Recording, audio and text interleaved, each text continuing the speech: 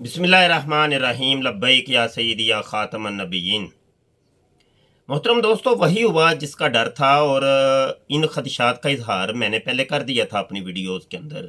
یہ تھی وہ مرکزی بات جس کی وجہ سے میں نے مفتی طارق مسعود کے خلاف رد کے اندر ویڈیوز بنائی۔ یہ تھی وہ مرکزی وجہ۔ میں نے یہ عرض کیا تھا، میں نے کہا کہ مفتی طارق مسعود نے ملحدین کو، اسلام دشمن عناصر کو ایک دم دے دی ہے جس کو پکڑ کے 7 ہاتھی انہوں نے لگا دینا اور پورے اسلام کی عمارت کو انہوں نے گرا دینا ہے، اور جناب قرآن کے اوپر، نبی عالم صلی اللہ علیہ وسلم کے اوپر، اللہ کے اوپر ان لوگوں نے پھر اب طوفان بدتمیزی بپا کرنا ہے۔ یہ ہنا سلطان کا جو بھائی ہے، حارث سلطان، جو کہ پاکستانی ملحد کے نام سے بھی جانا جاتا ہے اور بڑا غالی قسم کا ملحد ہے اور بدتمیز قسم کا ملحد ہے۔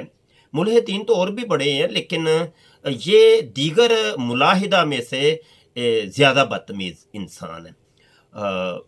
اچھا، اس نے اب وہ جناب یہ طارق مسعود صاحب کی اس ویڈیو کو لے کر کے اور اس سٹیٹمنٹ کو لے کر کے جو بکواسیات کی ہیں، الامان والحفیظ، الامان والحفیظ، جو اس کے وہ گند نکال سکتا تھا نا، اس نے اس ویڈیو کے اندر نکالا ہے۔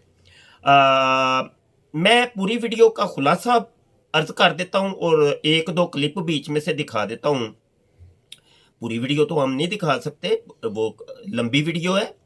جناب من کہتا ہے کہ یہ اصل میں جو مفتی طارق مسعود کہہ رہے ہیں بالکل ٹھیک کہہ رہے ہیں کہ قرآن کے اندر غلطیاں ہیں۔ صحابی کاتبین وحی کو نبی عالم صلی اللہ علیہ وسلم نے لکھوایا کچھ اور تھا، ان لوگوں نے لکھ کچھ اور دیا۔ تو اس کے علاوہ اور بھی بڑی مسٹیکس ہیں قرآن کے اندر، تو وہ ابھی تک چلتی آ رہی ہیں۔ اور یہ ہنا سلطان کا بھائی حارث سلطان کہتا ہے جی میں تو ایک عرصے کا کہہ رہا ہوں کہ قرآن کے اندر غلطیاں، تو یہ مفتی طارق مسعود نے وہی بات کی ہے، اس میں کوئی بڑی بات نہیں ہے۔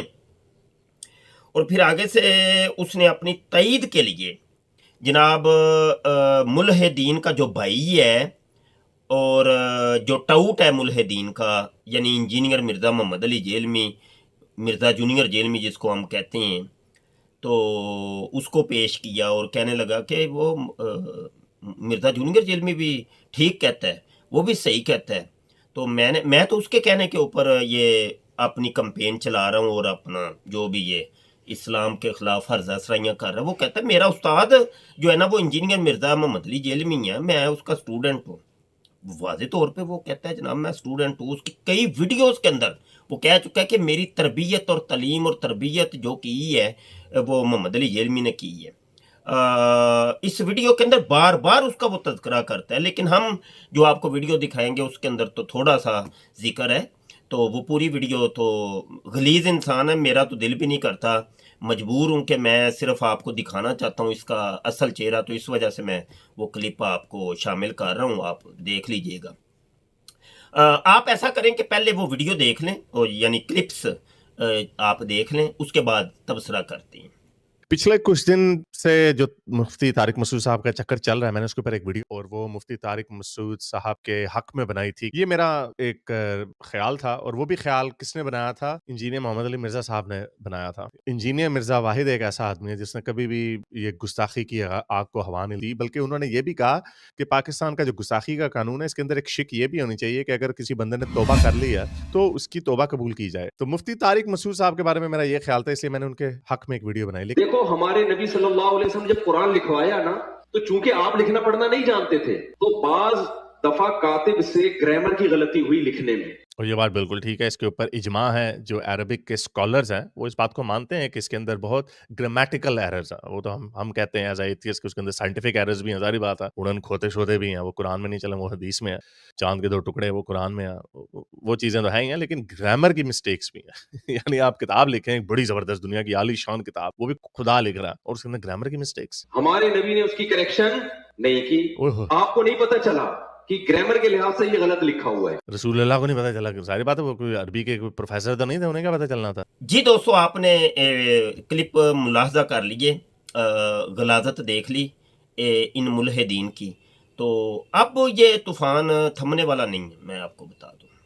यकीन मानिए, क्योंकि हम इन मुल्हिदीन से एक अरसे के डिबेट्स करते चले आ रहे हैं और इनको बड़ा पुराना जानते हैं, और ख़ास करके ये हिना सुल्तान का जो भाई है हारिस सुल्तान, इसको तो मैं एक अरसे का जानता हूँ।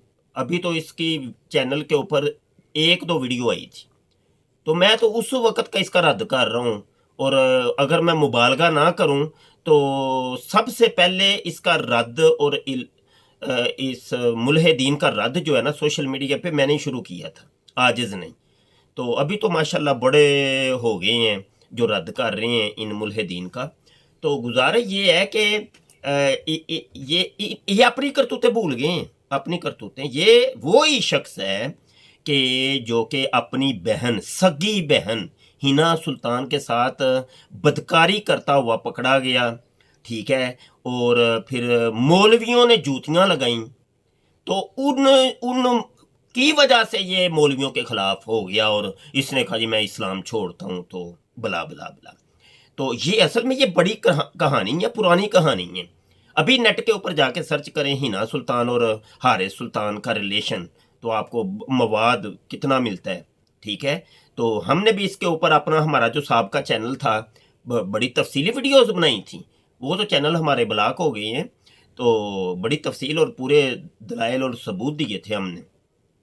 तो ये इतने गलीज़ हैं, यकीन जानिए। और मुल्हिदीन बस ये वो तबका के जो बस हर चीज़ के ऊपर इतराज़, हर चीज़ के ऊपर इतराज़, और इनको इतराज़ करने के लिए मिलता इस्लाम ही है। और दीगर दुनिया के अंदर इतने मज़ाहब हैं, वो नहीं मिलते इनको सिर्फ इनका गंद जो है ना, वो इनकी बलगम जो गिरती है ना, वो इस्लाम के ऊपर ही जाकर गिरती है। और ख़ास करके ये हारिस सुल्तान का तो मामला ये है कि इसकी दुश्मनी इस्लाम के साथ बनती है भाई, बनती है। तुम सच्चे हो भाई, सच्चे हो। वजह उसकी यही है कि तुम्हें वो बदकारी करने के जुर्म में मौलवियों ने असल में रोका था, तो वो तुम गुस्सा खा गए हो, हैं? तो गुस्सा खा गए हो, तो गुस्सा तुम्हारा बनता है भाई, बजाओ, तुम बजाओ, मौलवियों के ऊपर तुम्हारा गुस्सा बनता है। यही मसला यही है कि जो बचपन के अंदर तुम गलतियां करते हो और उसके ऊपर मौलवी तुम्हें जब पकड़ते हैं, तो तुम फिर इस्लाम के ख़िलाफ़ ही हो जाते हो, मौलवी और बाबे बुज़ुर्गों के ख़िलाफ़ हो जाते हो, क्योंकि बाबों ने बचपन के अंदर तुम्हें रोका होता है, या किसी बाबे ने को कार्रवाई डाली होती है, तो वो फिर बाबों के ख़िलाफ़ तो होना ही होता है ना। वो तो अहमद ईसा था, अदीब नाम है उसका, वैसे गुजरात का एक गांव है, वहाँ का था ये। तो बचपन के अंदर इसको भी वो असल में हुआ ये कि कुछ मोहल्ले के उबाश लड़कों ने इसके साथ गलत कारी की, तो ये गलत कारी करवाने के अंदर बड़ा मशहूर था। तो मौलवियों ने फिर इसको रोका था कि ये तू गलत करता है, मेरे बच्चे ये काम ना किया कर। तो वो भी हो गया इस्लाम के ख़िलाफ़ जी। उसने कहा नहीं, मैं इस्लाम को मानते नहीं, मुझे ये गलत कारियाँ करवाने से रोकते हैं ये मौलवी। तो ये असल में हुआ होता है, इनके बचपन के मामलात बड़े अजीब होते हैं। इनकी अगर हिस्ट्रियाँ आप देखें ना, हिस्ट्रियाँ इनकी आपको यही मिलेंगी कि बचपन के अंदर इनके साथ कोई ट्रेजेडी हुई होती है, तो ये फिर इस्लाम के ख़िलाफ़ हो जाती हैं, बाबे बुज़ुर्गों के ख़िलाफ़ हो जाते हैं। चूँकि बाबे बुज़ुर्गों ने और उलमा ने और मौलवियों ने और मुसलमानों ने इनको उनकी गलत कारियों के ऊपर पकड़ा होता है, रोका होता है, डांटा होता है, तो ये लोग फिर बुग़्ज़ और अनाद निकालती हैं। तो अल्लाह मान वाला फीज़। बहरहाल जी, तारक मसूद साहब, क्या किया जाए अब?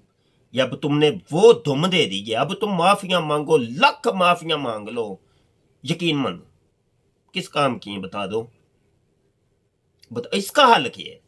इसका हल भी तो बताए ना, इसका हल क्या है? अच्छा, जो नीचे कमेंट करते tip tip tip tip tip, मैं उनसे भी ये पूछता हूँ, हल तो बताए ना यार, कम से कम कोई हल भी तो होना चाहिए कि नहीं होना चाहिए?